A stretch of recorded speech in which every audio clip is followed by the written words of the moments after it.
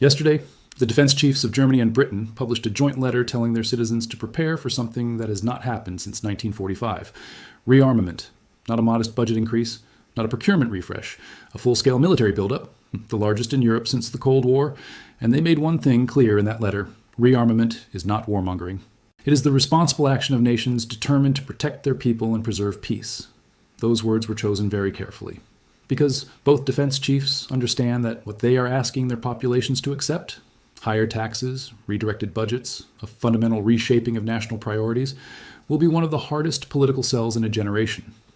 And yet, they had no choice. Because 3 days earlier, at the Munich Security Conference, the chancellor of Germany said something that changed the strategic calculus of the entire continent. He said the rules-based international order no longer exists, and then he disclosed something that sent a separate shockwave through the room. He said he had begun confidential talks with the president of France about European nuclear deterrence, not NATO nuclear sharing, where American warheads sit on European soil under American control, European nuclear deterrence, an independent capacity for the continent to defend itself without relying on guarantees from Washington. That conversation has not happened at the leadership level since Charles de Gaulle built the French force de frappe in the 1960s. The fact that it is happening now, openly, on stage, in front of 50 heads of state, tells you exactly how much the world has changed in the past 12 months. To understand why Europe is rearming at this pace, you need to understand three numbers: 343 billion euros. That is what European Union member states spent on defense in 2024, a 19% increase from the year before. It is the fastest annual increase in European defense spending in modern history. 381 billion is projected for 2025, and for 2026, the number will be higher still, because every major European nation is accelerating. Germany, the country that spent decades deliberately constraining its military as penance for the Second World War, allocated 95 billion euros for defense in 2025. That is a 16% increase in a single year. On top of that, Germany created a 100 billion euro special fund exclusively for military modernization. By 2029, Germany's defense budget is projected to reach 162 billion euros, making it the third largest defense spender on Earth after the United States and China. Poland is even further ahead. It is already spending 4% of its GDP on defense, double the old NATO target. Poland is purchasing F-35 fighter jets from the United States, Abrams tanks from the United States, HIMARS rocket systems, K-2 tanks from South Korea, and it is building domestic production capacity, howitzers, drones, artillery shells, because Poland understands something that Western Europe is only now beginning to accept. You cannot depend on someone else's factory when someone else's army is on your border. But here's the part of the story that most people are missing. The money is flowing, the political will is building, the speeches are being made, and none of it will matter if Europe cannot solve three problems that have plagued its defense for 70 years. Problem 1, fragmentation. Europe has 1.4 million active-duty military personnel. That is a larger force than the United States Army.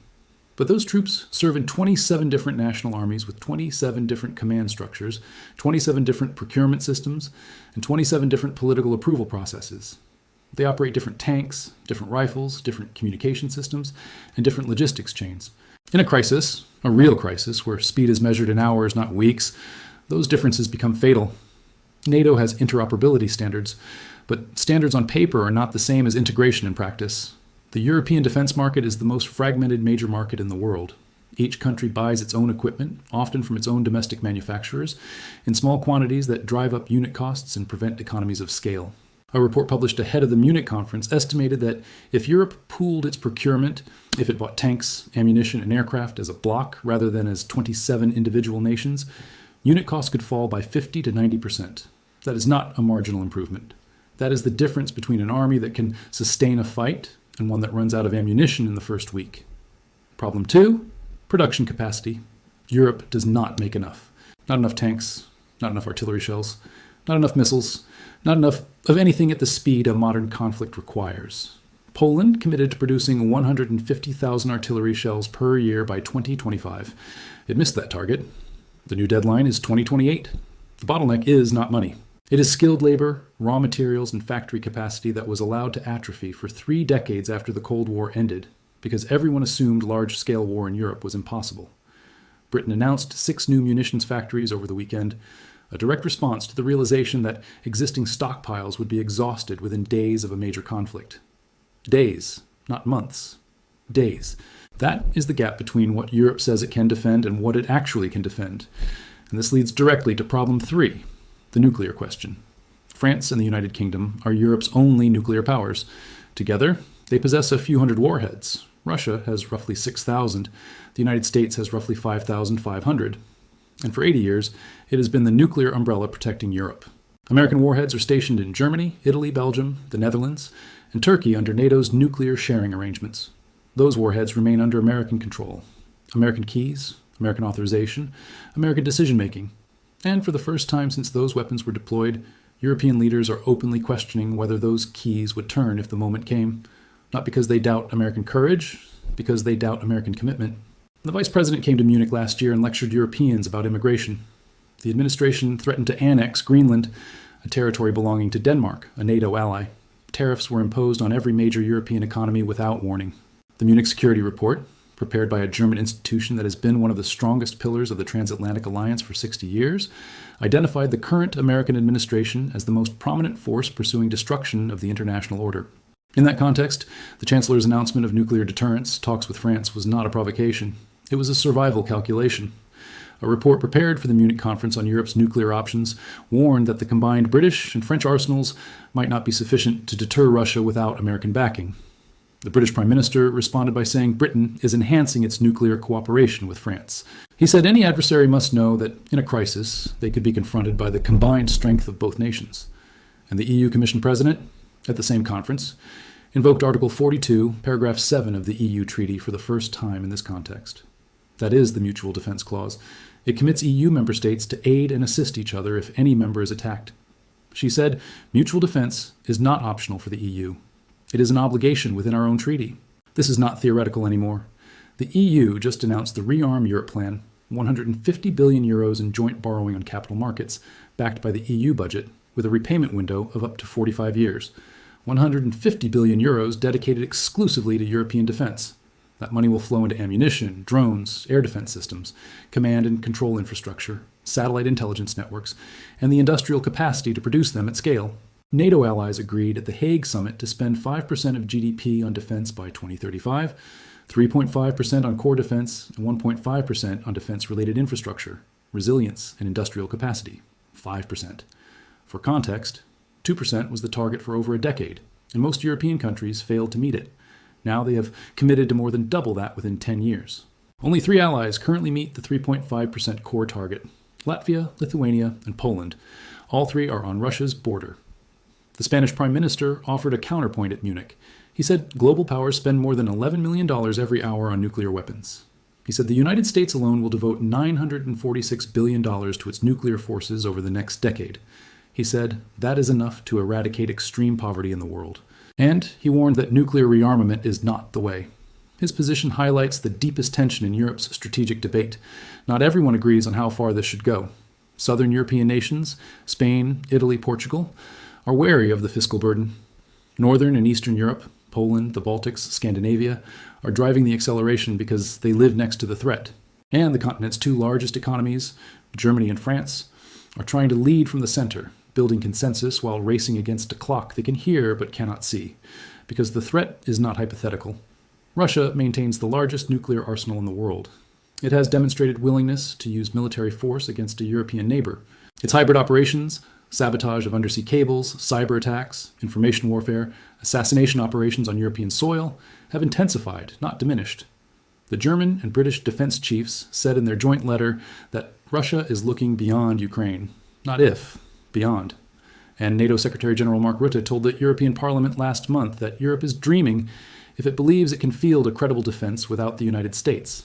Many European capitals responded negatively to that statement because it contains a truth they do not want to hear, and because accepting it means accepting permanent dependence on an ally whose reliability is no longer guaranteed. So Europe is doing both. It is maintaining NATO, and it is building something alongside it, not a replacement, a hedge, a plan B that, if the alliance holds, supplements it, and if the alliance fractures, replaces the pieces that fall away. Britain is deploying an aircraft carrier strike group led by the HMS Prince of Wales to the North Atlantic and Arctic this year, to deter Russian aggression and protect undersea infrastructure. Germany is repositioning troops near its eastern border. France is expanding its nuclear cooperation with Britain. Poland is building the most modern army in Central Europe. And all of them are doing something they have not done in 70 years, spending money they do not entirely have on weapons they hope they will never need. That last part is the fiscal reality that nobody wants to talk about. Europe is already facing slow growth. The European Central Bank is managing inflation. Public debt across the continent is elevated. And now, on top of all of that, governments are adding hundreds of billions in defense spending, funded partly through borrowing, at a moment when their populations are already feeling the squeeze from higher energy costs, tariff uncertainty, and stagnant wages. The economic research shows that defense spending has a multiplier below 1 in most European economies. That means for every euro spent on defense, less than €1 of economic activity is generated. Unlike infrastructure or education spending, military expenditure does not directly increase productivity. It provides security, and security has economic value, but that value is invisible until the moment it is absent. The question Europeans are being asked to answer, in their tax bills and their political choices and the composition of their government budgets, is simple. How much are you willing to pay for peace? Because that is what this is. An insurance premium against a war that may never come. But that, if it does, will cost infinitely more than any amount spent on prevention. And the rest of the world is watching. China is watching because a militarily independent Europe changes the strategic balance in the Pacific. It means the United States can redirect assets eastward without leaving a vacuum in the Atlantic. Russia is watching because every euro spent on European defense raises the cost of any future aggression. The United States is watching because European rearmament is both what Washington asked for and what Washington fears. Allies who spend more but depend less, who buy European equipment instead of American, who build their own intelligence networks and nuclear deterrence. And the defense industry is watching because this is the largest defense procurement cycle since the Cold War, and the companies, countries, and supply chains that position themselves now will shape European security for the next 30 years. Germany's 2025 and 2026 procurement plan allocates only 8% of an $83 billion annual budget to American systems. The overwhelming majority goes to German or European programs, the F-127 frigate, the Eurofighter Tranche 5, the Iris-T air defense system. That is a strategic choice. Berlin is insulating its procurement from American volatility and directing the money toward its own industrial base. And if other European nations follow that pattern, and they are already beginning to, the transatlantic defense relationship changes from one of dependency to one of parallel capability. That is the real story beneath the spending numbers. Not just more money, a different structure. A Europe that can fight alone if it must, even if it prefers not to. And here's what this means if you are watching from outside Europe.